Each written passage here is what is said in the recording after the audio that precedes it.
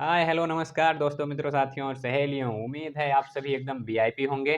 तो चलिए इस चैप्टर को आगे बढ़ाते हुए आज अगले टॉपिक पर डिस्कस करते हैं।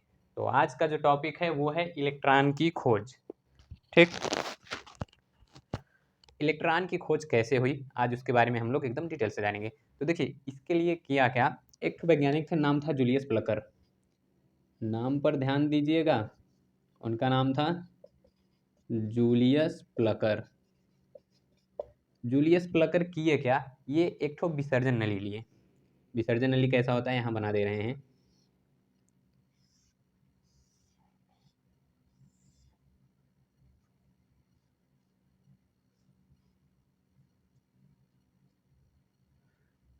तो यहाँ एक ठो ये प्लेट, इसको इन्होंने कैथोड माना।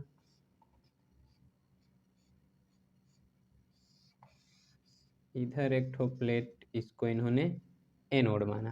तो देखिए ये है एनोड और ये धन ध्रुव था, ये है कैथोड और ये ऋण ध्रुव था। तो ये किए क्या, देखिए जो जूलियस प्लकर थे ये विसर्जन नली में इसको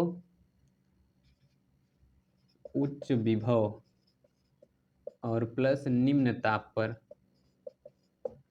इसमें ये विद्युत का प्रवाह करवाएं।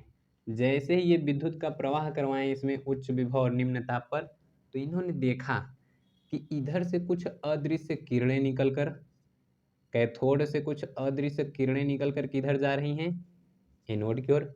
अब आप लोग सोचेंगे कि अरे अदृश्य किरणें, और देख लिए ये। तो देखिए ये पता कैसे चला अभी आगे बता रहे हैं। बस अभी के लिए इतना जानिए कि इधर से कुछ अदृश्य किरणें निकलकर वो कहाँ गई, एनोड की तरफ। तो इनकी उत्पत्ति हुई थी कैथोड से, इसीलिए इस किरण का नाम भी रख दिए कैथोड किरण। अब यहाँ जानते हैं कि उच्च विभव और निम्न ताप ही क्यों लिए। तो ये जो उच्च विभव निम्न ताप है, निम्न ताप इसलिए लिए कि इसमें आसानी से विद्युत का प्रवाह हो सके, आसानी से विद्युत प्रवाह हो सके।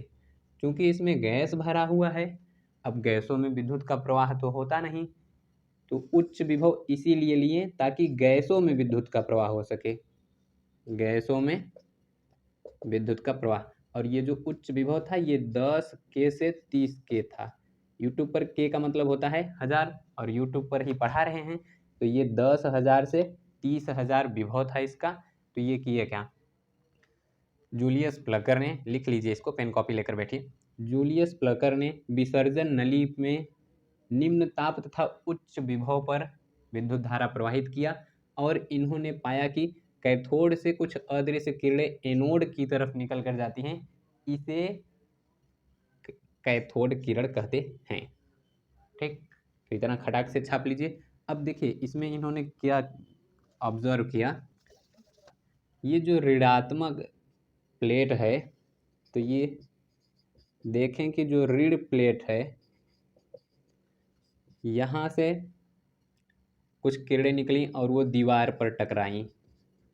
ठीक, उनकी टक्कर दीवार पर हुई, तो जो दीवार थी उससे हरे रंग की प्रकाश, दीवार से हरे रंग का प्रकाश निकला। इससे ये निष्कर्ष निकालें कि जो कैथोड किरण है ये कैथोड से एनोड की तरफ, एनोड की ओर गई है। और थॉमसन इसका नाम दिए कैथोड किरण। यहाँ ध्यान दीजिएगा, ये जो कैथोड किरण नाम दिया गया है, कैथोड किरण, ये थॉमसन दिए थे। और अगर इलेक्ट्रॉन नाम पूछा जाए तो वो स्टोनी दिए थे। यहाँ दो बातें समझिए, एक होता है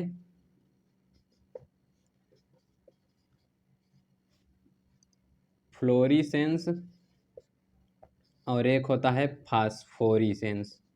फास्फोरीसेंस इसका मतलब होता है प्रतिदीप्ति हिंदी में, और इसका मतलब होता है स्फुरदीप्ति। देखिए, जब तक विद्युत का प्रवाह करवाएं तब तक लाइट निकले, यानी कि अगर विद्युत दें तो चमक निकले, ठीक। तो वो कैसा रहेगा? फ्लोरिसेंस। और हम विद्युत देना बंद कर दें, उसके कुछ समय बाद तक, यानी कुछ टाइम बाद तक चमक निकलती रहे, तो वो कैसा क्या रहता है? स्फुरदीप्ति। इसका मतलब कि लाइट देना बंद कर दें तभी चमक निकले, और इसका मतलब कि लाइट जब तक देंगे तभी चमक निकलेगी। लाइट बंद, चमक बंद। तो खटाक से इतना नोट कर लीजिए। अब देखते हैं कि यहाँ कैथोड किरण के कुछ गुण होते हैं, अब उन गुणों को जान लेते हैं हम। तो कई वैज्ञानिक के नाम सहित आपको बताते हुए आगे बढ़ रहे हैं। तो नाम देखिए, यहाँ थे, ये जो विसर्जन नली थी इसकी खोज किए थे, ये क्या है? विसर्जन नली। विसर्जन नली की खोज किए हैं विलियम क्रूक्स। William crooks. अब विलियम क्रूक्स थे, और इनके साथ में एक हिटोर्फ, और साथ में पेरीन, और प्लस टॉमसन चचा।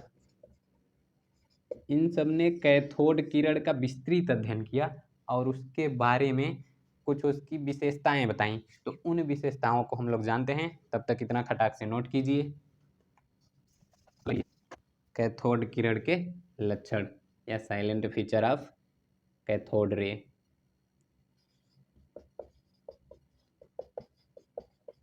कैथोड किरण के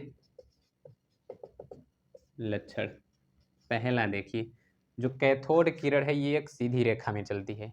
तो पहला क्या हुआ कि कैथोड किरण सीधी रेखा में चलती है। अब कैसे जान लिए कि कैथोड किरण सीधी रेखा में चलती है, वो जानिए।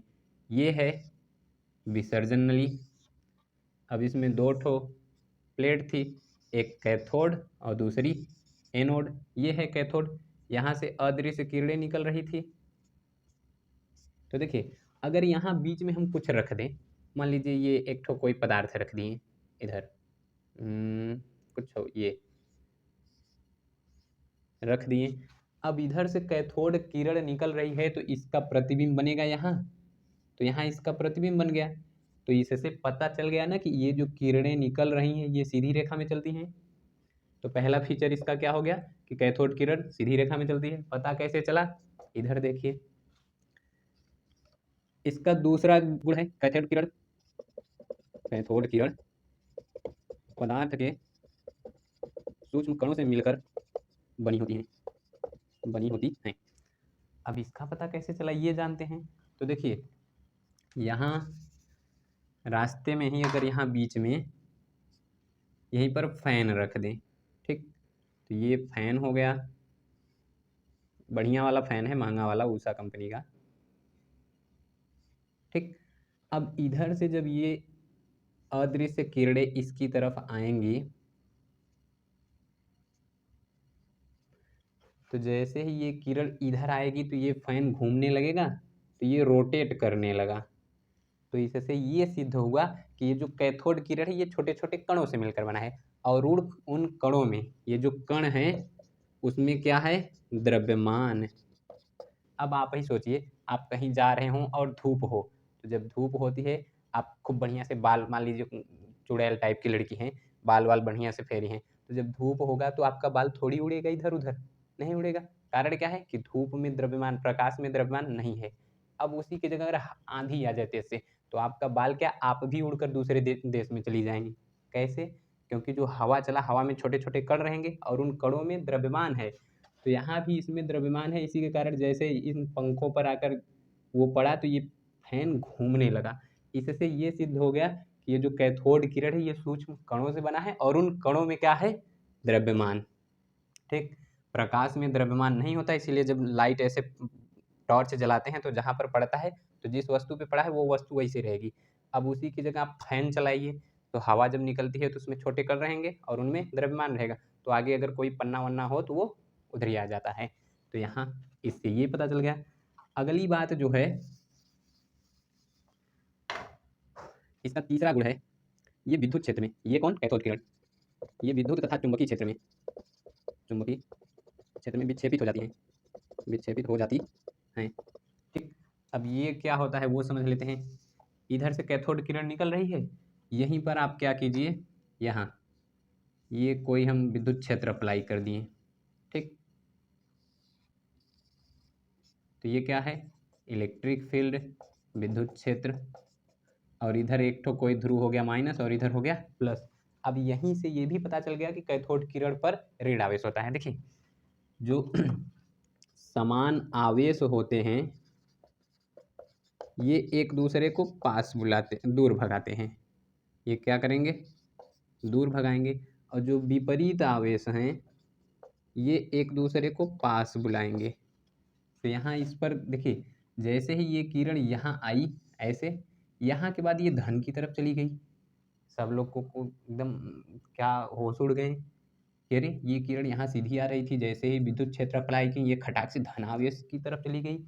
इसका मतलब दया कुछ गड़बड़ है। और वो गड़बड़ क्या है, यहाँ से ये निष्कर्ष निकालें। इससे निष्कर्ष क्या निकला कि ये जो कैथोड किरण है इस पर है ऋण आवेश। देखिए ये धन की तरफ गया, तो यहाँ से क्या निष्कर्ष निकला कि जो कैथोड किरण है ये कैसी है, ऋणावेशित, ठीक। तो यहाँ दो क्रियाएं हुई। ये तो चुंबकीय क्षेत्र जब लगाया गया तो किधर गया, धन की तरफ। अगर इसी ये विद्युत क्षेत्र जब अप्लाई किया गया तो कहाँ गया, धन की ओर।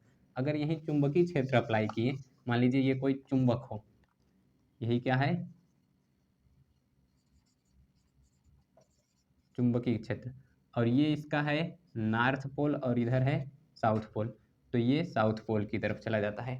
तो यहाँ दो बातें याद कीजिए, एक ये विद्युत क्षेत्र में किधर गई, धन की ओर, और दूसरा ये चुंबकीय क्षेत्र में किधर गई, साउथ पोल की ओर, साउथ ध्रुव की ओर, ठीक। तो देखिए पहला क्या था, कैथोड किरण सीधी रेखा में जाएगी एकदम लेह ले रॉकेट की तरह। दूसरा ये छोटे छोटे कणों से मिलकर बना रहेगा। तीसरा ये चुंबकीय क्षेत्र या विद्युत क्षेत्र में विक्षेपित हो जाएगी। विक्षेपित मतलब अपने रास्ते से इधर उधर हो जाए, उसी को कहते हैं विक्षेपित हो जाना। तो खटाक से इतना छापिए। इसका जो अगला गुण है चौथा, वो ये है कि ये किरण विसर्जन नली की दीवारों से टकराकर प्रकाश उत्पन्न करती है। तो ये विसर्जन नली की दीवारों से टकराए या पर कहीं जिंक सल्फेट की परत रहे उससे टकराए तो क्या उत्पन्न करेगी, प्रकाश उत्पन्न करेगी, चमकने लगेगी। अगला इसका गुण है, ये धातु की पतली परत को या धातु की पतली पन्नी को, चलिए धातु की पतली परत को या के आर पार निकल जाती है। यहाँ से देखिए होगा क्या, ये जैसे ही किरण को गुजारा जाए धातु की परत से, तो इस किरण में जो इसकी गतिज ऊर्जा रहेगी वो बदल जाती है ताप ऊर्जा में, और तब ये कैसे हो जाती है, गर्म, ठीक। इसके अंदर की जो गतिज ऊर्जा है वो ताप ऊर्जा में बदलेगी, तो पन्नी कैसी हो जाएगी, गर्म, क्योंकि पन्नी के बीच से ये जा रही है। अगला, ये विसर्जन नली में भरी गैसों को आयनित कर देती है, यानी ये विसर्जन नली में भरी गैसों को आयनित कर देती है। आयनित कर देती है मतलब विसर्जन नली में जो भी आप गैस लिए हैं तो ये जब जाती है तो उनको उनके आयनों में तोड़ देती है, उनके बीच का जो बॉन्ड रहता है उसको ये तोड़ देता है। तो खटाक से इतना छापिए, फिर आगे एक ठो स्क्रीनशॉट भी लेते रहिए। इसका सातवां गुण है, यह फोटोग्राफिक प्लेट को काला कर देती है, या किताबों में लिखा रहता है कि यह फोटोग्राफिक प्लेट को प्रभावित करती है। प्रभावित मतलब उस पर कुछ परिवर्तन ला देगी, तो ये काला कर देती है फोटोग्राफिक प्लेट को। अगला जानिए, या इसके गुण, विसर्जन नली में ली गई गैस ताप, दाब तथा इलेक्ट्रोड पर निर्भर नहीं करते, ठीक। तो इसके जो भी गुण खांड चीनी हैं वो विसर्जन नली में जो गैस लेंगे उस पर जो ताप रहेगा या फिर ये दाब, इलेक्ट्रोड, इन सब पे निर्भर नहीं करेगा। तो यहाँ क्वेश्चन आ जाता है कि तब तक काहे निम्न ताप किए थे और विभव कुछ किए थे। तो वो इसलिए किए थे ताकि उसमें विद्युत का प्रवाह हो, ठीक। कैथोड किरण अगर वैसी कंडीशन नहीं रहेगी, वहाँ से भी कैथोड किरण निकल रही है तो उसके जो फीचर रहेंगे, जो प्रॉपर्टीज रहेंगी वो दूसरी जगह निकलेंगे, तो वहाँ भी वही प्रॉपर्टीज उसके रहेंगे। 9वां है कैथोड किरण या कैथोड किरणें उच्च गलनांक वाली धातु से टकराकर यक्स किरणें उत्पन्न करती हैं। लो, नया कॉन्सेप्ट आ गया, क्या? यक्स किरण। ये जैसे ही अगर मान लीजिए यहाँ है ये कैथोड किरण, क्या है? कैथोड किरण। अब आप कीजिए क्या, इसको गुजारिए और यहाँ पर कोई धातु रख दीजिए, और ये जो धातु है ये उच्च गलनांक वाला हो, उच्च गलनांक की धातु। तो इसकी यहाँ टकराने के बाद, इससे टकराने के बाद जो किरण निकलेगी, यही ये जो किरण निकले यही क्या है? यक्स किरण, या अंग्रेजी में इसी को यक्स रे कहते हैं, ठीक। तो जब भी कैथोड किरण किसी उच्च गलनांक वाली धातु से टकराएगी तो क्या निकलेगा? जो किरण निकलेगा उसी को कहेंगे यक्स किरण। ये जो यक्स किरण है इसकी खोज किए थे, यक्स रे उसकी खोज किए थे रॉएंटजन, ठीक। और ये जो यक्स किरण है, यक्स किरण, इसकी प्रकृति अभी तक ज्ञात नहीं है, प्रकृति ज्ञात नहीं, मतलब उस टाइम पर जब खोज किए थे तो उसकी प्रकृति उतनी अच्छे से ज्ञात नहीं थी। इसके बाद इसका जो तरंग दैर्ध्य होता है लेम्डा, ये होता है 10⁻⁻8 सेंटीमीटर। इसकी भेदन क्षमता होती है, भेदन क्षमता कैथोड किरण से ज़्यादा, कैथोड किरण से ज़्यादा। तो ये नोट पॉइंट में, इतना नोट पॉइंट में करके लिख लीजिएगा। ये तो कैथोड किरण के बारे में पढ़े थे, और ये थोड़ा सा यहीं एक्स किरण नाम आ गया तो उसके बारे में पढ़ ले रहे हैं। अब ये सब प्रैक्टिकल करने के बाद क्या निष्कर्ष निकालें, ये तो उसके लक्षण थे। अब गुण क्या क्या है वो जानिए। ये तो कैथोड किरण था, कैथोड किरण, ये नाम दिए थे थॉमसन। चूंकि ये क्या होता है, ऋणावेशित होती है, इसीलिए इसको जो स्टोनी थे वो नाम दिया इलेक्ट्रॉन। तो स्टोनी जब नाम दे दिए इलेक्ट्रॉन तो थॉमसन से रहा नहीं गया, ये कह रहे हैं देखो तुम ये अच्छा नहीं कर रहे हो, कुछ श्रेय हमको भी दो। तो जो इलेक्ट्रॉन की खोज का श्रेय है वो किसको जाता है? खोज थॉमसन को। और नाम देने का श्रेय किसको जाता है? स्टोनी को, ठीक। तो अब देख लेते हैं इलेक्ट्रॉन के गुण। इलेक्ट्रॉन को ई से प्रदर्शित करते हैं, तो इलेक्ट्रॉन का गुण। अब इसमें इसके गुण क्या होते हैं? पहला गुण लिख लीजिए, इसे E1 से प्रदर्शित करते हैं, या तो E- या E भी लिखकर इसको प्रदर्शित करते हैं। इसका जो दूसरा गुण है, इलेक्ट्रॉन का जो आवेश है वो होता है -1.6 × 10⁻⁻19 कूलाम। अगला जो इलेक्ट्रॉन का मास होता है, द्रव्यमान होता है, ये होता है 9.1 × 10⁻31 kg, ठीक। ये तो इसका आवेश है और ये इसका मास है। ये जो विद्युत क्षेत्र है वो आवेश विद्युत क्षेत्र से प्रभावित होता है, और इसका मास चुंबकीय क्षेत्र से प्रभावित होता है। तो इसके लिए एक तो अगला मान कैलकुलेट किया गया था, E/m। तो E का मान कितना? 1.6 × 10⁻⁻19 कूलाम। m का मान 9.1 × 10⁻31 kg। तो दशमलव हटा देंगे तो ये क्या हो जाएगा? 16/91 गुणे 10⁻⁻19, और ये जो प्लस में नीचे से प्लस ऊपर जाएगा तो ये प्लस में हो जाएगा। इसको जैसे हल करेंगे तो ये हल करेंगे तो आता है 0.1725 ऐसे करके कुछ आता है, गुणे में 10⁻12, और ये कूलाम पर kg। तो एक अंक दशमलव को इधर ला देते हैं तो ये हो जाएगा 1.7 गुणे 10⁻, यहाँ से एक ठो माइनस हो जाएगा, यानी 11 कूलाम पर kg। तो जो E/m है इलेक्ट्रॉन का वो कितना होता है? इतना। इसमें जो ये E है ये किससे प्रभावित होगा? विद्युत क्षेत्र से, और जो यम है ये किससे प्रभावित होगा? चुंबकीय क्षेत्र से। ठीक, कैलकुलेट कर लीजिए इतना। अब देखिए, और ये तो तीसरा था ना, तो इतना खटाक से लिखिए, अगला बताएं। इतना प्रयोग करने के बाद इन्होंने कहा कि जो इलेक्ट्रॉन है ये सभी पदार्थ का मौलिक कण है। क्या है? मौलिक कण। हालांकि इसी प्रयोग से ये बात नहीं कही गई, इसके पहले भी कई प्रयोग थे। फोटो इलेक्ट्रिक इफेक्ट देख लीजिए, प्रकाश की किरण जब भी किसी धातु की सतह से टकराती है तो वहां से जो पदार्थ निकलता है उसको क्या कहते थे? इलेक्ट्रॉन। ठीक, और जो रेडियो एक्टिव एलिमेंट होते हैं उनमें अल्फा बीटा गामा किरण होती है, तो इसमें जो बीटा किरण है, बीटा किरण, ये भी इलेक्ट्रॉन से बनी होती है।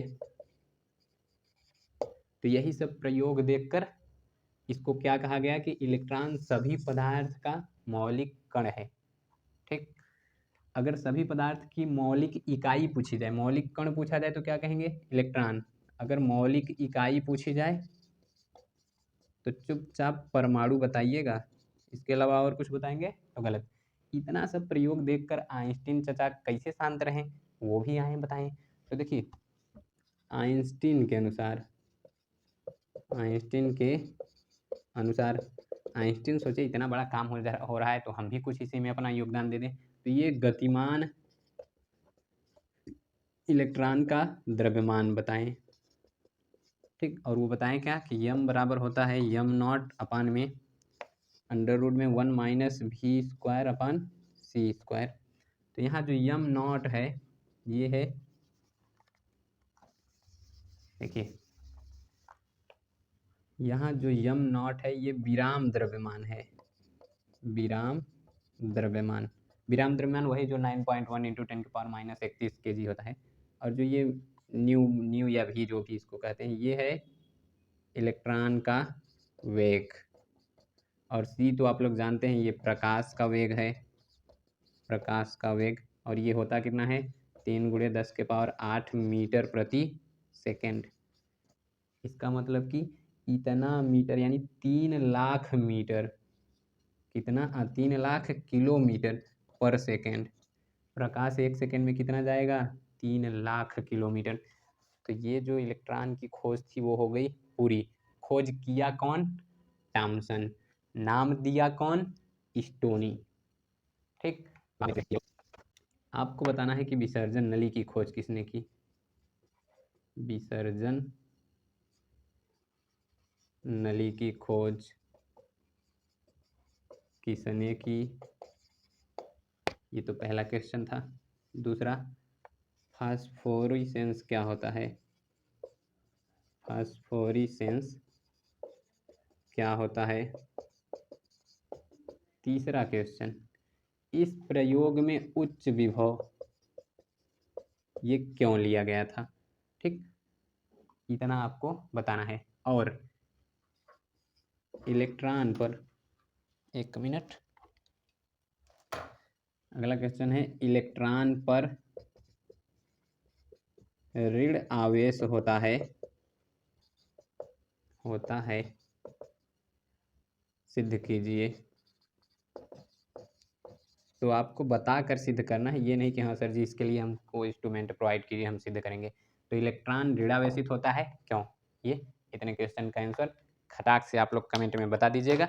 मिलेंगे अगले वीडियो में, तब तक के लिए बाय बाय।